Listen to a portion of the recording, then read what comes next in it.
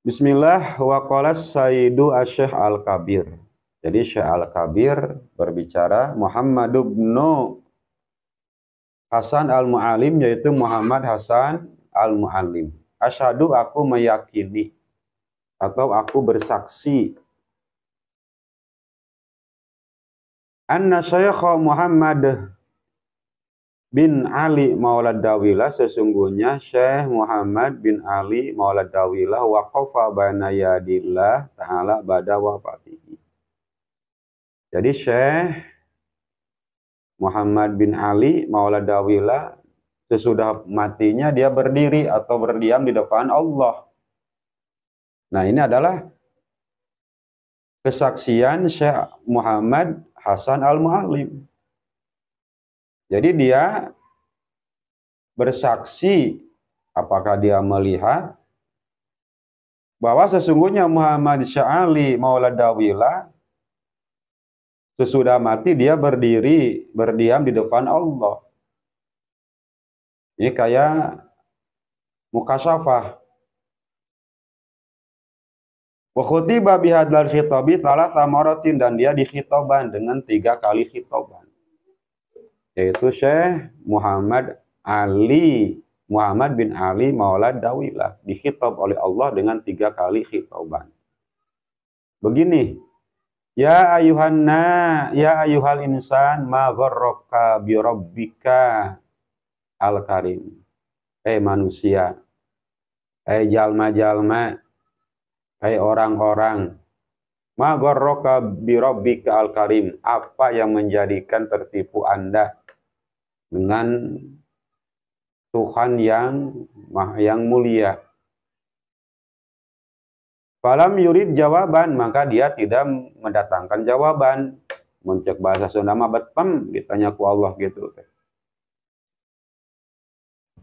Wal malaikatu muhitatum bih, dan malaikat mengelilingi Syekh, yaitu Syekh Muhammad bin Ali Al-Dawilah, dikelilingi oleh malaikat. Waidan an-nida min kibalil haqqi subhanahu wa ta'ala yaqulu li malaikatihi, dan ketika dia di depan Allah dan tidak bisa menjawab pertanyaan, maka seketika ada suara, yaitu yaqulu li malaikatihi, berbicara kepada malaikatnya, yaitu Allah. Idhabu bihi haitsu syaa, berangkatlah kamu. Bihi membawa Syekh, haitsu syaa, kemana maunya. Jadi begitu Syekh Muhammad Ali Maulad Dawilah berdiam diri di depan Allah, ditanya oleh Allah, tidak membawa jawaban. Ketika itu ada suara dari jihad Allah, idhabu bihi haitsu syaa, menyeru kepada malaikatnya, bawa dia kemana dia mau. Fa innahu mahmubun, sesungguhnya Syekh itu adalah yang dicintai. Faqala idhabu bi ilan nar, maka sesudah ada suara seperti itu, maka Syekh berbicara kepada malaikat, idhabu bi ilan nar, bawalah aku ke neraka. Jadi disuruh milih Allah, bawa saja kemana maunya. Maka dia memilih neraka. Coba kalau kita kan memilih surga. Ini adalah hebat nih wali. Falamma wasalaha wa hiya falamma wasalaha rama binafsihi fiha. Begitu sampai ke neraka dia mencemplungkan diri. Kata bahasa Sunda mah langsung ngajleng, langsung terjun ke neraka. Jadi begitu dia meminta bawa ke neraka, sampai ke neraka, dia langsung mencemplungkan diri ke neraka. Wa ja'ala yasirun fiha dahiban wa mukbilan, dan dia berjalan maju mundur atau mengelilingi neraka. Wa yukhriju minha kullaman rahu fiha min ahli tarim. Begitu mengelilingi, dia langsung mengeluarkan, mengusir orang-orang ahli tarim yang dia lihat. Kerennya orang-orang tarim. Di sini kan tidak ada muslim, tidak ada non-muslim. Berarti semua orang ahli tarim yang muslim, yang non-muslim akan dikeluarkan oleh syekh. Yang jadi pertanyaan, kenapa kita betah di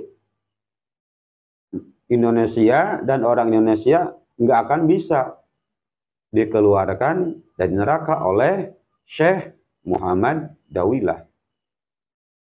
Hatta akhrajahum al-jami'a, sehingga semuanya dikeluarin semuanya, orang-orang tarim, ahli tarim. Ilat naini al-talatatan, kecuali 3 atau 2.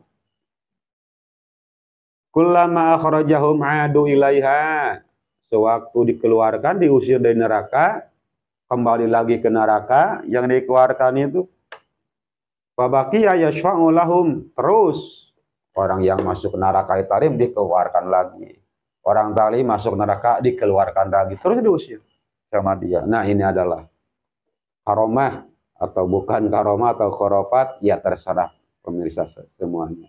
Jadi kesimpulannya bahwa Syekh Muhammad Ali Maula Dawilah dia masuk neraka karena keinginan dia disuruh memilih oleh Allah, terus dia masuk neraka. Begitu di neraka dia mengelilingi neraka, terus mengusir atau mengeluarkan ahli-ahli tarim dari neraka itu kecuali sisa 2 atau 3. Dan apabila dia masuk lagi ke neraka, maka dia keluarkan lagi. Begitu tetap syafaatnya untuk orang-orang ahli tarim. Nah, ini adalah kejadian yang sudah terlihat. Sedangkan pertanyaan kan belum ada yang masuk ke neraka. Kok kenapa ini bisa menceritakan seperti itu? Seperti sudah kejadian. Atau kalau akan kejadian, berarti jangan waqafa. Harus kufi ilmu mudhari, yaitu yakifu. Menurut saya. Ini saya serahkan kepada semuanya tentang kisah ini. Karomah silahkan, mau khurafat terserah. Yang penting saya memberitahu. Assalamualaikum warahmatullahi wabarakatuh.